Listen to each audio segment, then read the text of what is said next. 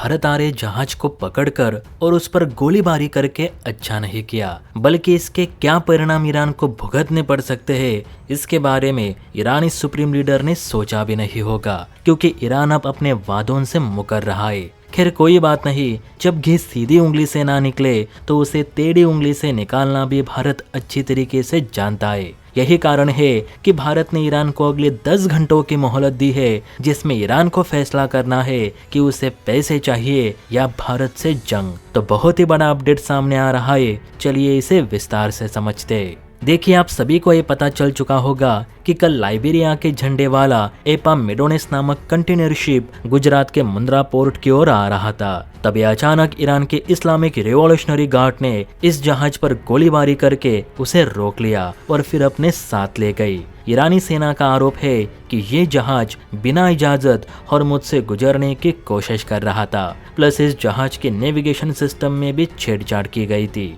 ईरानी सेना का कहना है कि बिना हमारी इजाजत हॉर्मुज़ से परिंदा भी पर नहीं मार सकता। जहाज तो बहुत दूर की बात है, अमेरिकी जहाज हो या भारतीय, उसे हमारी परमिशन लेनी ही पड़ेगी। अब देखिए दोस्तों, इसी ईरान ने बीते दिनों ये कहा था कि हम भारत आ रहे जहाजों को कोई भी नुकसान नहीं पहुंचाएंगे, ना ही उनका रास्ता रोकेंगे। लेकिन जैसे कि मैं हमेशा कहता हूँ कि इन मुस्लिम देशों पर कभी भी भरोसा नहीं किया जा सकता। हालांकि इस घटना के बाद अब भारत सरकार भी एक्शन में आ चुकी है और इस संबंध में ईरान से बातचीत तेज कर दी है। कुछ रिपोर्ट्स में ये भी कहा जा रहा है कि इस घटना के बाद भारत ईरान पर काफी गुस्सा है, क्योंकि एक हफ्ते में दूसरी घटना है जहां ईरान ने भारतीय जहाजों पे गोलीबारी भी की और अपने ही दिए वादे को तोड़ दिया। हालांकि अब भारत सरकार ईरान के वादों पे नहीं रहना चाहती।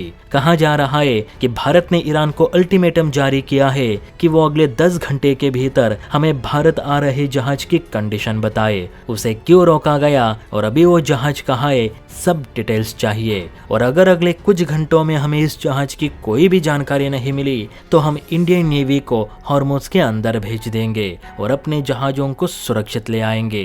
भारत का कहना है कि ईरान बार बार भारत का भरोसा तोड़ रहा है, हमारे जहाजों को निशाना बनाया जा रहा है। जब से ये युद्ध शुरू हुआ है तब से हमारे 6 जहाजों पे हमला हुआ, जबकि भारत ने अभी तक तो ईरान के खिलाफ कोई भी गलत फैसला नहीं लिया और हम चाहते भी नहीं कि हमें ऐसा करने पर मजबूर किया जाए। कहते हैं ईरान इन जहाजों को इसलिए भी पकड़ता है क्योंकि इन्हें पकड़कर फिर मर्चेंट कंपनी को धमकी देकर उनसे पैसे वसूले जा सके, जैसे कि मूवीज में किडनैपिंग होती है। ईरान ने हॉर्मुज़ को पैसे बनाने का अखाड़ा बना के रखा है, जिसके लालच में अब वो भारत से भी दुश्मनी मोल ले रहा है। लेकिन भारत ने भी ईरान को थोड़ा बहुत तो सबक सिखाना ही चाहिए। अगर अगले 10 घंटों में ईरान हमें रिप्लाई नहीं देता तो मेरे हिसाब से भारत ने अपनी नेवी सीधे हॉर्मुज़ के अंदर भेजनी चाहिए। देखते हैं कि ईरान कितना काउंटर रिप्लाई करता है। मेरे हिसाब से इजराइल और अमेरिका के बाद भारत से ईरान कतई दुश्मनी नहीं लेना चाहेगा,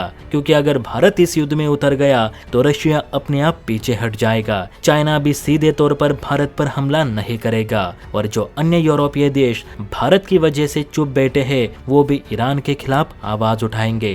तो मेरे हिसाब से भारत ने ईरान को अपनी थोड़ी ताकत तो दिखानी ही चाहिए, ताकि फिर वो हमारे जहाजों पे हमला ना करे। इस पर आपकी क्या राय है, नीचे कमेंट करके जरूर बताइए। जय हिंद।